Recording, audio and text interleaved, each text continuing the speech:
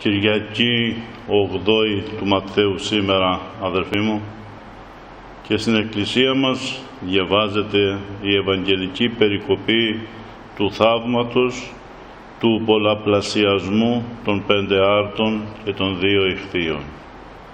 Διαβάζουμε από το κήρυγμα του μακαριστού Επισκόπου Αυγουστίνου. Ο Θεός, αγαπητοί μου, είναι ο Πατέρας μας. Η αγάπη Του ωκεανός, το ενδιαφέρον Του απερίγραπτο.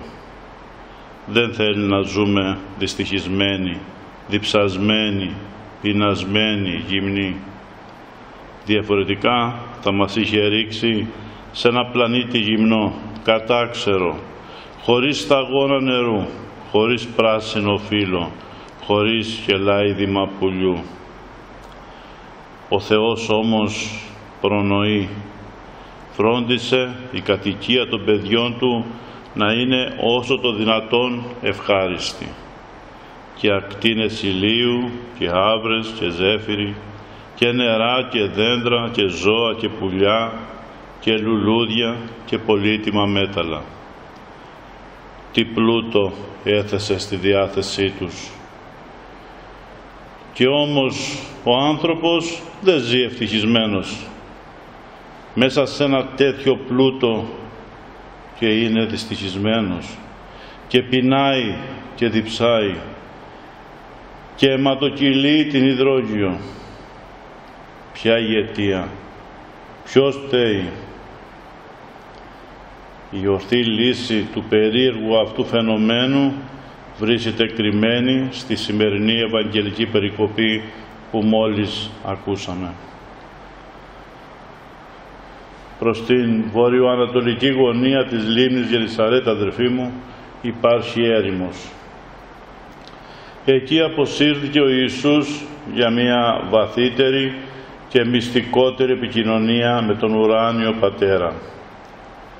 Αλλά λαός πολλής που τον αγαπούσε και δεν ήθελε να τον αποχωριστεί, τρέχει και αυτός προς την έρημο, όπου ο βοσκός, εκεί και τα πρόβατα, όπου ο δάσκαλος, εκεί και οι μαθητές. Σε λίγο η ακατοίκητη έρημος γίνεται πόλης. Νομίζεις ότι όλη η Καπερναούμ μεταφέρθηκε εκεί. Τι θέαμα! Άνδρες, γυναίκες και παιδιά ελκύονται από τη θεία μορφή του Ναζωραίου, που εκπέμπει προς κάθε κατεύθυνση κύματα αγάπης μοναδικής. Οι άνθρωποι, αδελφοί μου, ρουφούν τα λόγια Του που είναι γλυκύτερα από το μέλι. Οι ψυχές υψώνονται σε τέτοια ύψη όπου η ύλη εκπνέει, οι αισθήσεις σιγούν, το πνεύμα κυριαρχεί.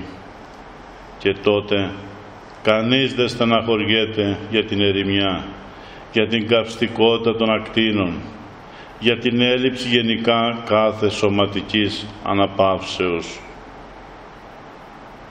Το πνεύμα ήταν εκεί σε όλο το μεγαλείο του. Κανένας δεν φώναζε πεινώ.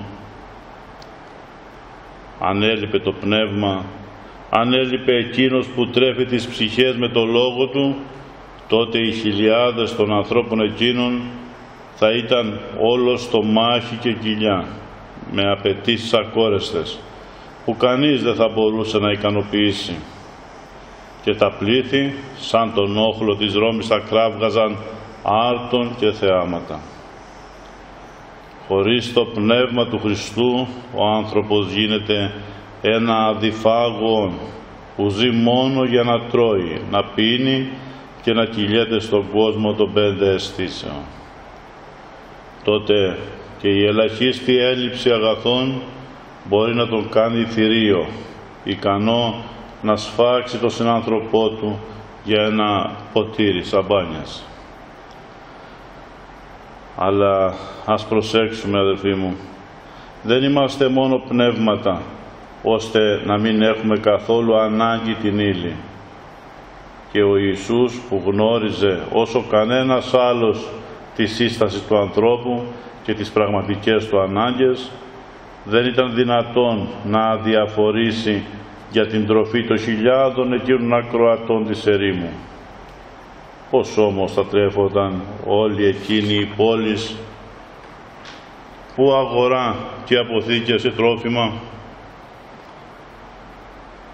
Μα ολιγόπιστε άνθρωπε, είναι παρόν ο Κύριος που τρέφει όλη την οικουμένη και εσύ ανησυχείς? Αυτός που συντηρεί στους πυθμένες των θαλασσών τα κοχύλια και τα σκουλίκια, αυτός που τρέφει στην έρημο τα πουλιά των κοράκων, ο ανοίγων κατά την εικόνα του Δαβίδ τη χείραν αυτού και επιπλών τα σύμπαντα Χριστότητος, δεν θα βρει άραγε τρόπο και στην περίπτωση αυτή να θρέψει τα πλάσματά του, τους πιστούς αυτούς δούλους του που ήρθαν από τόση απόσταση να ακούσουν τη διδασκαλία του?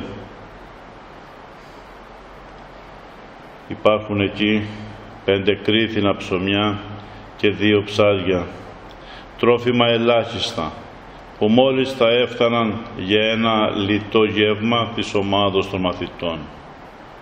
Αυτή ήταν η μόνη ύλη που υπήρχε και ζύγιζε λίγα κιλά. Και να, η λίγη αυτή η ύλη ξαφνικά πολλαπλασιάζεται καταπληκτικά για να θρέψει τις χιλιάδες εκείνες. Πώς θαυματουργικά, με την ευλογία, με τη δύναμη του Κυρίου. Αδύνατον φωνάζουν και τότε και σήμερα οι ληστέ. Αλλά γιατί αδύνατον, βρε άνθρωπε? Επειδή εσύ δεν καταλαβαίνεις πώς έγινε το θαύμα? Άσε προς στιγμή αυτόν που σε σκανδαλίζει και παρατήρησε τον Γεωργό. Τι κάνει?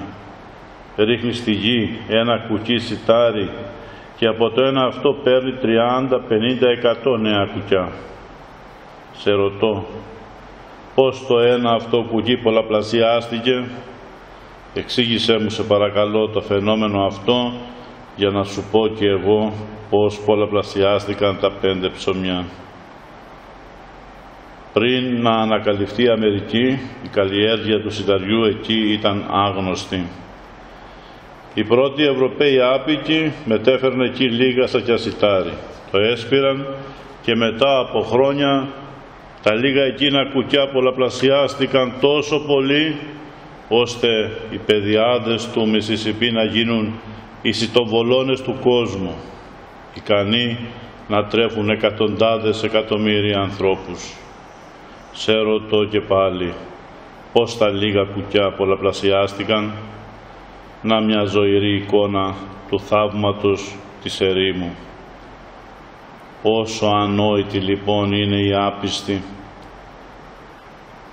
Θέλουν να περιορίσουν τη δύναμη του υψίστου. Αλλά εκείνος που έδωσε στην αρχή στο σπόρο το θαυματουργό δύναμη να αυξάνεται και να πολλαπλασιάζεται, γιατί δεν έχει τη δύναμη να θαυματουργήσει και πάλι πάνω στην ύλη? Η ύλη δεν είναι κάτι ανεξάρτητο και αυτοτελές. Πολύ περισσότερο δεν είναι εχθρική προς το πνεύμα. Αν ήταν κάτι το ξένο προς τη Θεία Δημιουργία, δεν θα έπαιρνε ο Θεάνθρωπος στα χέρια του την ύλη, τα 5 ψωμιά και τα 2 ψάρια, για να την ευλογήσει. Διότι η ύλη είναι και αυτή ένα δημιούργημα του πανσόφου Θεού, προορισμένη να υπηρετήσει το πνεύμα. Η ύλη στην υπηρεσία του πνεύματος. Αλλά αλίμονο, αδελφοί μου, ο άνθρωπος παίρνει την ύλη, την αποξενώνει από το πνεύμα, από το δημιουργό της, την εργάζεται, την εκμεταλλεύεται και τέλος την θεοποιεί. Και λέγε το χάλιβα, το χρυσό, τον άργυρο, για κάθε είδους υλικού αγαθού που συγκεντρώνει στις αποθήκες του, ούτως μου Θεός και δοξάσου Αυτόν. Ύλη και μόνο ύλη. Έτσι η υπηρέτρια έγινε κυρία και κάτι περισσότερο, θεότης, μαμονάς. Και τα αποτελέσματα είναι μπροστά μας, αδελφοί μου, και προκαλούν φρίκη. Αυτή η προσκόλληση στην ύλη τύφλωσε τον άνθρωπο και δεν μπορεί να δει ότι όχι η εγωιστική απόλαυση των υλικών αγαθών, αλλά η μετρημένη χρησιμοποίηση και η δικαία κατανομή τους λυτρώνει την ανθρωπότητα από τα δεσμά της θεοποιήσεως του μαμονά. Όχι οι ήλωτες της ύλης, έτοιμοι για ένα κουκκί της να αιματοκυλήσουμε τη γη, αλλά βασιλείς και κυρίαρχοι της ύλης, χρησιμοποιώντας την ως όργανο, ως πιστή υπηρέτρια του Πνεύματος για τους υψίστους σκοπούς της Θείας Δημιουργίας, ζώντας όχι για να τρώμε και να πίνουμε, αλλά τρώγοντας για να ζούμε και να υπηρετούμε το Θεό σαν ένσαρκοι άγγελοι. Έτσι θέλει να βλέπει τους ανθρώπους το Ευαγγέλιο του Χριστού. Κύριε, στην έρημο οι άνθρωποι που σε άκουγαν έφαγαν πάντες και χορτάστησαν και ήραν το περισσεύον των κλασμάτων 12 κοφίνους πλήρης. Αλλά αυτό το θαύμα υπό νέα μορφή θα μπορούσε να επαναληφθεί και σήμερα. Κανείς πάνω στη γη δεν θα έπρεπε να είναι πεινασμένος. Ας πιέζουν όσο θέλουν τον εγκέφαλό τους οι σοφοί, καταρτίζοντας σχέδια επί σχεδίων. Σε σένα θα έρθουν όλη μια μέρα και θα πούν ταπεινά, Κύριε, δώσ' μας ψωμί των άρτων ημών των επιούσιων, γιατί μόνο Εσύ μπορείς να μας χορτάσεις. Εάν σ' ακούγαμε, Κύριε, εάν η διδασκαλία Σου ρύθμιζε όλη τη ζωή του κόσμου, το θαύμα της ερήμου θα επαναλαμβανόταν και σήμερα. Γιατί μόνο το δικό Σου πνεύμα μπορεί να εξοντώσει το θηρίο της φιλαυτίας, που είτε ως πλεονεξία και φιλαργυρία, είτε ως ασωτεία και σπατάλη, καταβροχθίζει αμύθιτα ποσά. Η διδασκαλία Σου διδάσκει την εργατικότητα, την οικονομία, την εγκράτεια και προπαντός την αγάπη που θυσιάζεται για τους άλλους. Να, οι Απόστολοι Σου δεν είχαν παρά μόνο 2 ψάρια και 5 ψωμιά, και όμως αυτά τα λίγα επί το ρήματί Σου τα θέτουν στη διάθεση του συνόλου. Ω αγάπη του Χριστού που είσαι για να λύσεις και τα δυσκολότερα οικονομικά προβλήματα. Κύριε, εάν δεν αγαπήσουμε πρώτα Εσένα που είσαι ο ουράνιος άρτος, εάν δεν ποθήσουμε πρώτα τη βασιλεία Σου και τη δικαιοσύνη Σου, εάν δεν θρέψουμε πρώτα τις ψυχές μας με το ψωμί της Θείας Διδασκαλίας Σου, δεν θα έχουμε τον επιούσιο άρτον. Τραγική τάνταλη θα πεινάμε και θα διψάμε αιωνίως και θα αιματοκυλίουμε τη γη εν μέσω ρεών των υλικών αγαθών που είναι ικανά να θρέψουν, αδελφοί μου, όχι ένα πλανήτη, άρα 3 πλανήτες. Να είστε ευλογημένοι.